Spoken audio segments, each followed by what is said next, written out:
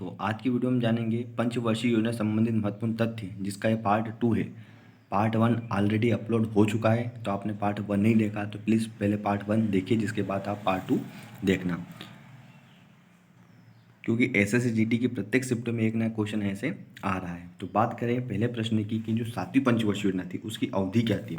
उसकी अवधि थी 1985 से 90 के बीच थी। अब इसमें अन्य तथ्य में क्या आता है, अन्य तथ्य में ये आता है इसका जो मॉडल क्या था, इसमें जॉन मिलर मॉडल था। इसका उद्देश्य था समृद्धि और आधुनिकीकरण को बढ़ावा देना। अब इसमें अगर लक्ष्य की बात करें, लक्ष्य था इसका 5%, लेकिन अपन ने प्राप्त इसमें 6% किया था।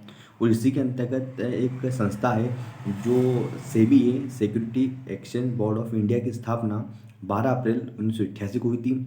ठीक है, और इसका हेडक्वार्टर मुंबई में है। नेक्स्ट प्रश्न की बात करें, जिसके पश्चात जो कि 1990 से 92 के बीच वार्षिक योजना बोल सकते हैं या एनुअल प्लान बोल सकते हैं, ये आया था। फिर आगे बात करें 1951 में एक एलपीजी को अपना है। एलपीजी क्या, L for liberalisation, P for privatisation और जी फॉर ग्लोबलाइजेशन को चुना गया।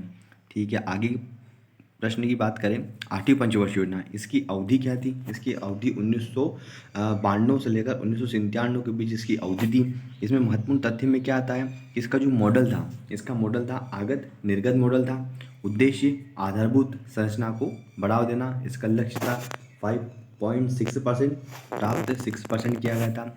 और इसी के अंतर्गत जो है कि 1995 में मिड डे मील की शुरुआत हुई थी।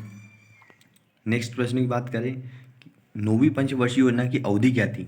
9वीं पंचवर्षीय योजना की अवधि थी 1997 से 2002 के बीच थी।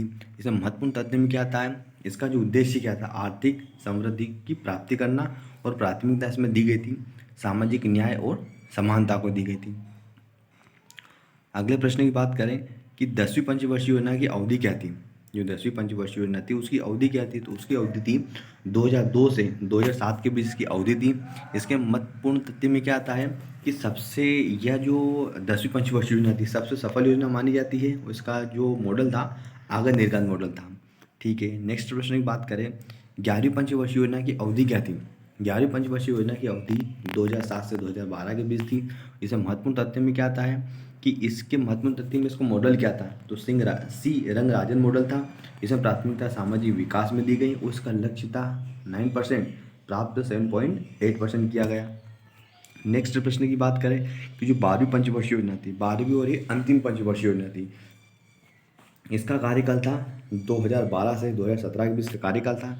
इसके महत्वपूर्ण तथ्य क्या है, इसमें प्राथमिकता किसको दी गई, तीव्र सतत एवं समावेशी विकास में इसको प्राथमिकता दी गई।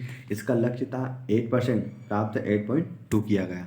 जिसके पश्चात योजना आयोग को समाप्त कर दिया गया और योजना आयोग के स्थान पर नीति आयोग की स्थापना हुई। इसकी जो स्थापना हुई है 1 जनवरी 2015 को इसकी स्थापना हुई।